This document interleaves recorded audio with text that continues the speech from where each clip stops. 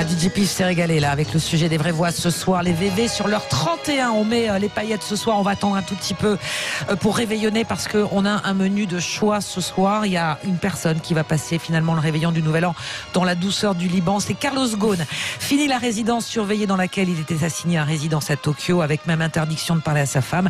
Décision drastique de la police, de la justice japonaise dans l'attente de son procès. La fuite du PDG, de l'ancien PDG de Renault-Nissan est un nouveau quota dans ce dossier à rebondissement. Les circonstances de cette fuite restent encore floues.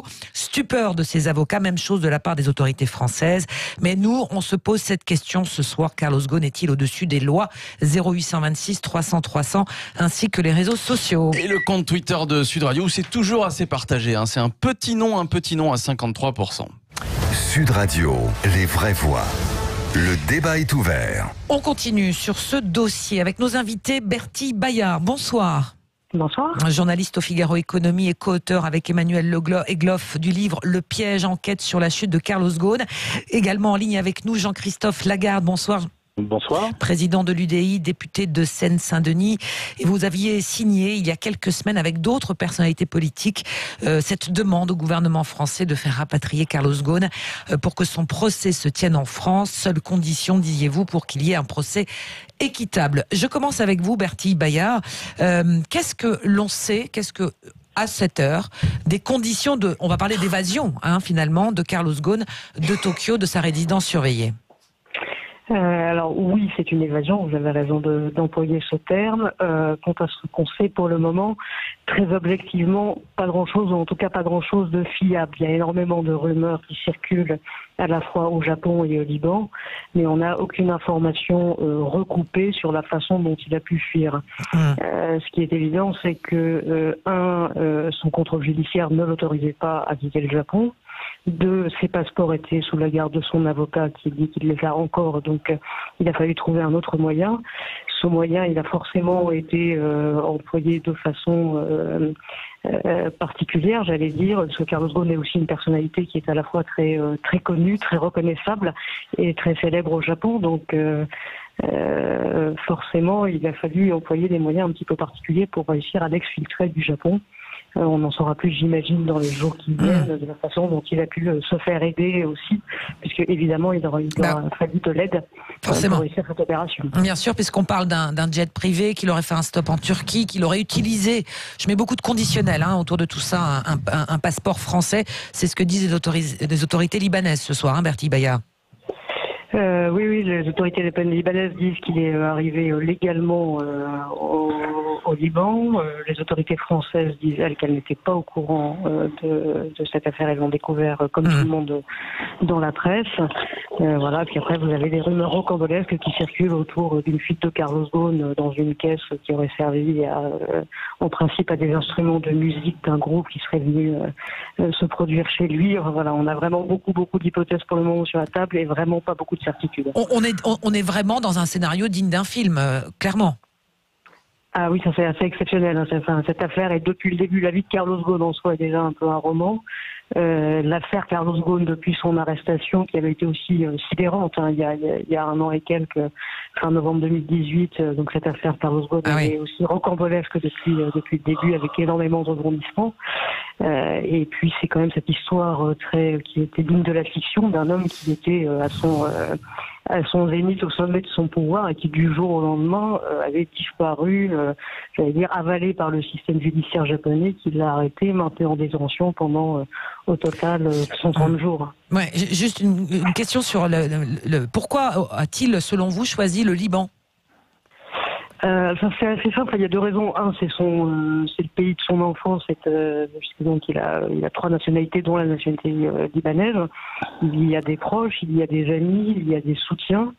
Il y passait de plus en plus de temps depuis quelques années, notamment en compagnie de sa seconde épouse, qui elle aussi est de la diaspora libanaise. même si elle est new-yorkaise. Ça, c'est la première raison. Donc, c'est vraiment des images fortes avec le Liban. La deuxième raison, c'est qu'il n'y a pas d'accord d'extradition entre le Japon et le Liban. Et que donc, il a Beyrouth, il ne peut pas être rattrapé par la justice japonaise, en tout cas. Jean-Christophe Lagarde, je rappelle que vous êtes le président de l'UDI et que vous aviez donc signé cette tribune il y a quelques semaines pour demander au gouvernement français finalement d'intervenir pour rapatrier Carlos Ghosn et que les suites judiciaires se passent en France. Mais déjà ce soir, quelle est votre réaction ou quelle a été votre réaction quand vous avez appris la fuite de l'ancien patron de Renault-Nissan? Une fuite est évidemment discutable, mais fuir quoi? Fuir un système japonais dont on a vu qu'il ne correspondait en rien à ce que nous considérons comme un état de droit, c'est-à-dire avec des droits de la défense. On se souvient de son arrestation, de son incarcération dans des conditions manifestement très, très dures, mais surtout avec un objectif que tous vos confrères ont expliqué, du système japonais, qui est l'aveu. C'est-à-dire qu'on pratique une forme de prise d'otage et vous êtes enfermé tant que vous n'avouez pas. Alors il n'y a pas besoin de se casser la tête pour essayer de donner des preuves, puisqu'on attend simplement que vous craquiez moralement, physiquement, pour des aveux. Et moi, si j'avais signé cette tribune, c'était non seulement pour qu'il puisse y avoir un procès équitable, on ne pouvait pas faire confiance au système japonais avec ses caractéristiques, je dirais même ses carences en regard de ce que nous considérons le droit de la défense, mais surtout pour qu'on puisse connaître la vérité. En réalité, il y a deux solutions. Soit M. Ghosn a été prisonnier, entre guillemets, d'un complot qui visait, et ça a beaucoup circulé, pour la société Nissan à ne pas passer un peu plus sous le contrôle de Renault. Et dans ces cas-là, il est victime d'un complot, il est innocent. Soit c'est un truand qui a volé dans la caisse de Nissan, qui a volé dans la caisse de Renault, oui. Et évidemment, les ouvriers, les salariés, les actionnaires de Renault et de Nissan devraient avoir le droit de le savoir. Et c'est pourquoi un procès dans des normes acceptables, où le prévenu a le droit de se défendre, peut fournir des explications, peut avancer éventuellement des preuves, me paraissait souhaitable. C'est d'ailleurs aujourd'hui la frustration que nous pouvons tous avoir, et je pense que l'État français devrait chercher une solution avec l'État japonais pour qu'au moins un procès dans un système judiciaire fiable puisse avoir lieu et que nous connaissions la vérité. Alors, parce qu'à la limite qu'il soit au-dessus des lois. C'est les questions sous-jacentes. Il s'est mis au-dessus des lois. Il s'est mis au-dessus des lois par comment dirais-je, sa fuite, mais de quelle loi? En revanche, il s'est surtout mis au-dessus de la vérité. Et ça me dérange beaucoup plus. Je voudrais poser une question à Bertie Bayard, si elle est toujours là. Elle est toujours là. Est-ce que vous n'avez pas l'impression que les conditions extraordinaires et d'une certaine manière un peu somptuaires de cette fuite vont battre en brèche la compassion qui avait un petit peu commencé à s'instaurer à son bénéfice à cause de la dureté de la procédure japonaise? La question pour Bertie et puis Bayard, voilà. Et puis pour Jean-Christophe Lagarde aussi, tous les deux. Bertie, on commence avec vous. Oui, c'est possible. Enfin, en tout cas, la qualité entre guillemets de fugitive, je suis pas sûr qu'elle puisse servir la cause de Carlos Ghosn. Et c'est vrai que ça charge un petit peu la barque en sa défaveur. En même temps, je suis pas sûr que ça va changer radicalement l'opinion vis-à-vis de lui, qui est déjà très tranché. Jean-Christophe Lagarde parlait des deux hypothèses, soit il est victime d'un complot, soit c'est un truand. Et le système est ainsi fait que j'ai l'impression que tout le monde s'est déjà fait une opinion en faveur de l'une ou l'autre thèse, qui d'ailleurs, à mon avis, ne sont pas totalement antinomiques l'une de l'autre, puisqu'elle peut très bien être à la fois coupable et avoir été piégé par Nissan. Jean-Christophe Lagarde, sur ce côté, la compassion pour Carlos Ghosn et les conditions de détention qui s'évaporent avec cette fuite. Évidemment que ça diminuera sans doute dans l'opinion publique, mais moi ce qui me dérange c'est une forme de justice qui ne sera pas rendue, qui du coup nous laisse avec la justice médiatique, et comme le dit madame, finalement les gens se sont déjà fait leur opinion, mais pardon, votre opinion, la mienne, celle de tous ceux qui nous écoutent n'a aucun intérêt, aucune espèce d'importance. La question qu'il vaudrait, c'est quelle est la vérité, et malheureusement on ne la saura sans doute jamais. Je trouve ça évidemment regrettable. Maintenant, je sais aussi raison garder. Il y a dans notre droit, dans le droit d'ailleurs universel des droits de l'homme, le droit de résistance à l'oppression. Et très sincèrement, le système judiciaire japonais ne m'a pas paru de justice, en tout cas. Et je pense que la logique, l'intelligence du gouvernement japonais et du gouvernement français aurait dû falloir, les deux étant intéressés, ils sont tous les deux actionnaires des deux entreprises en question, qu'on fasse en sorte qu'il y ait un procès équitable. Manifestement, ces conditions-là n'étaient pas réunies. Se mettant à la place de Carlos Ghosn, si vous avez le sentiment que de toute façon justice ne vous sera pas rendue, que vous soyez coupable ou innocent, eh bien évidemment il a fui. Et les perdants, c'est nous, parce qu'on ne saura jamais la vérité. Corinne. Ouais. Et votre question et la présentation des faits me paraît totalement erronée. D'abord, la question Carlos Ghosn est-il au-dessus des lois? Personne n'est au-dessus des lois, mais de quelle loi on parle? Première chose. La façon dont les choses sont présentées, est-ce qu'il est, son image de victime peut être ternie par cette évasion? D'abord, il y a toujours eu dans les populations et dans l'opinion publique une espèce de goût pour le rocambolesque. Donc c'est une évasion assez rocambolesque et quand même extrêmement étonnante venant d'un pays qui est aussi raide, aussi intransigeant, et dont on pouvait imaginer que les frontières étaient mieux gardées que celles de n'importe quelle forteresse. C'est un camouflet pour la justice japonaise. Et moi, je m'inquiète beaucoup pour aussi, son avocat qui, à mon avis, va passer de sale moment et ceux de son entourage qui sont restés sur place. Donc ça, c'est la première chose. Ce qui est surtout étonnant, c'est le silence de la France. Carlos Ghosn a quand même été un des grands patrons d'une des plus grandes entreprises françaises. Il aurait pu bénéficier non pas d'un soutien effectif, mais en tout cas d'un soutien juridique, d'un soutien diplomatique de la part de la France depuis son arrestation. Or, on s'aperçoit que l'instruction a été extrêmement ténue, en tout cas pas du tout dévoilée, et que tout ce qui a concouru à sa mise en détention laisse à penser effectivement qu'il est objet d'un complot dont on ne veut pas révéler les tenants et les aboutissants. Alors après, la France a beau jeu de déposer des plaintes ici ou là contre quelques pour l'instant, il y a que le protagonistes de secrétaire d'État qui a réagi. Il y a une réaction très hostile à Carlos Ghosn. Jean-Christophe Lagarde, justement sur ce silence parce que c'est quand même service minimum aujourd'hui au niveau du gouvernement français. On est le 31 décembre peut-être, mais sur cette affaire-là, on peut pas dire que on ait eu beaucoup de réactions de la part des différents ministres au moins concernés par l'affaire. Je dirais qu'hélas, ce silence n'est pas nouveau et qu'il est toujours aussi remarquable. Pourquoi? Je n'en sais hélas rien, mais très franchement, lors de l'arrestation de Carlos Ghosn, alors que même qu'il était dirigeant d'une des plus grandes entreprises françaises, qu'il a fait formidablement réussir, et dont l'État est actionnaire, on a vu un État quasi absent, quasi silencieux, Tout à fait. alors que il était à la fois le patron d'une grande entreprise avec des intérêts nationaux en cause, mais il était aussi un citoyen français avec des droits que n'importe quel citoyen français se voit garantir, soutenir par la République française lorsqu'il est au fin fond du monde, dans des pays où le droit est passablement bafoué. Pardon, mais nous avons malheureusement... Le droit qui n'est pas le nôtre, c'est pas bafoué, parce que pour la justice japonaise, c'est le droit japonais qui s'est appliqué. Il y a sans doute un droit en Chine, mais je ne suis pas persuadé qu'on puisse considérer qu'il fasse justice. Et donc au Japon, j'ai découvert, comme sans doute beaucoup de nos concitoyens, que les normes du droit ne correspondent pas à ce que nous estimons être des droits démocratiques, être des droits de l'homme. Le simple fait de ne pas pouvoir avancer des arguments de défense, le fait d'avoir été ainsi aussi durablement privé de liberté, privé de droit d'expression, privé du droit de communication avec sa femme.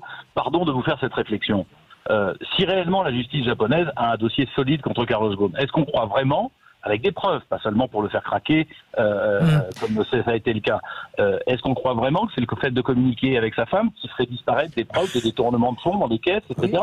Tout ça, elle a un rôle décisif dans sa défense. Elle a peut-être un rôle décisif dans sa défense. Médiatique, mais juridiquement, quand vous détournez de l'argent qui passe d'un compte à l'autre, etc., soit vous avez des preuves et vous êtes capable de vous passer effectivement d'une éventuelle collusion, soit vous n'en avez pas. Et là, on voit bien, en tout cas, ça me donne le sentiment que le dossier était fragile.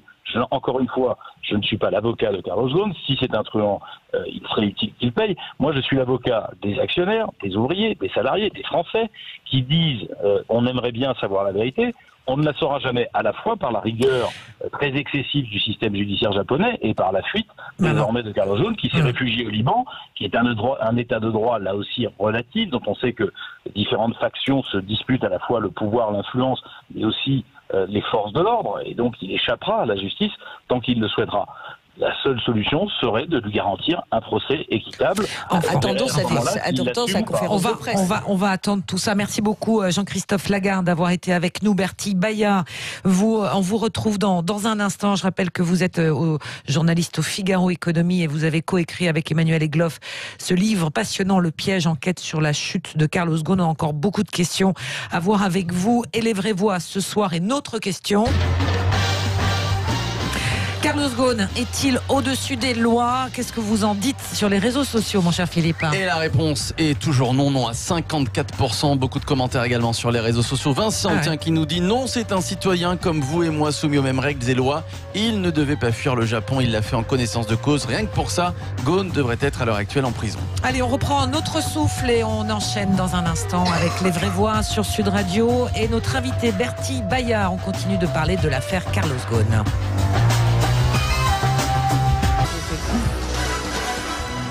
Et oui, les vraies voix ce soir sont dans un vrai film d'espionnage ou en tous les cas à suspense. C'est incroyable cette histoire. Le départ, on l'a appris hier soir, de Carlos Ghosn. On a même eu du mal à y croire quand on a eu les notifications. Carlos Ghosn qui est désormais donc à Beyrouth au Liban.